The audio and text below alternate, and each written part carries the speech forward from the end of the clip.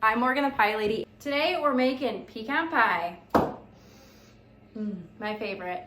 A lot of people think pecan pie is just for Thanksgiving, but I personally think it's a perfect holiday pie for Christmas, of course Thanksgiving, but it's a very nice kind of wintry pie. All right, let's get to it. So for the pecan pie, I already have my crust ready to go. You can make homemade crust or you can buy store-bought, whatever works best. I have already prepped these. This is homemade, but I just pulled mine right out of the freezer, and we are gonna blind bake this. The reason we do that is so the bottom of the crust doesn't get doughy or doesn't seem to be done all the way, because no one wants a soggy pie, right? So first thing we're gonna do is you're gonna take a fork and you're gonna poke a bunch of holes on the bottom.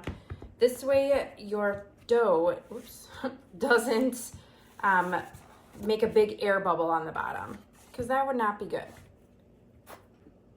Next, grab some parchment paper and just kind of cut it to a nice circle.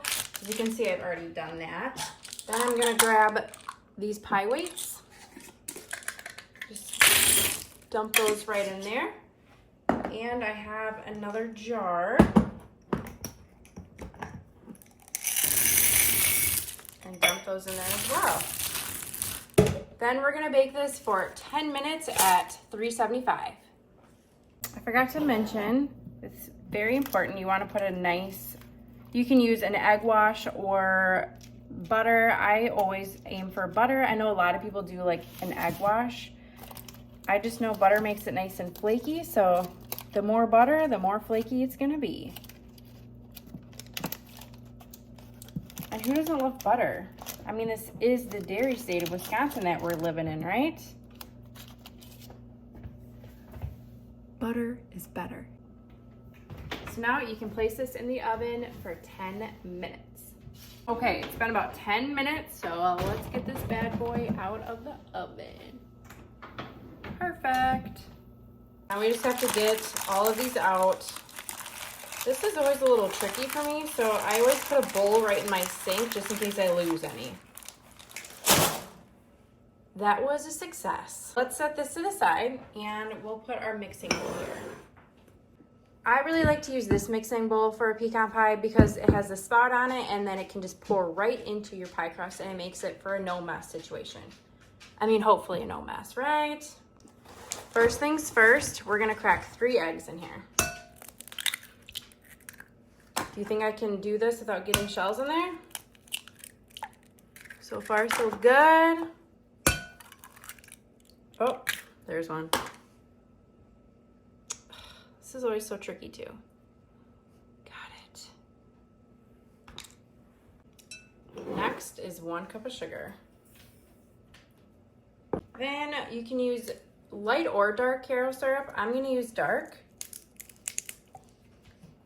It doesn't have any flavor difference. It's literally just for looks. So pour that in there. I gotta get my tiny spatula. Oh, make sure you get every last bit of that. Looks good. Oh, what's this? It's my softened stick of butter. That's a trick that I learned from Broma Bakery. She always puts her stick of butter in her pocket if it's pulled right out of the fridge, which mine was, so it wasn't very soft. Now it's nice and softened. All right, so this whole stick is gonna go in here. You don't want it melted, you just want it nice and softened. There we go. Then I'm gonna add a teaspoon of vanilla. Perfect. I'm gonna start with a wooden spoon for this, just because of the butter. I think it's gonna make things a little easier.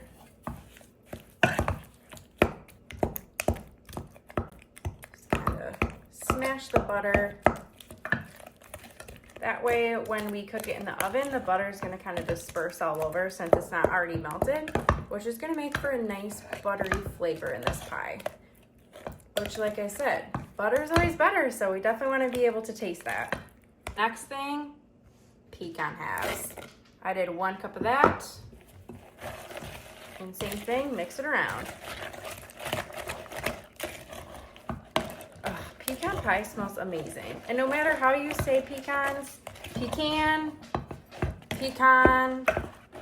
I don't know, whatever other ways you say it, It doesn't matter because it brings everybody together, and that's one of the great things about pie, is it's a food that everybody's gonna sit around the table and enjoy.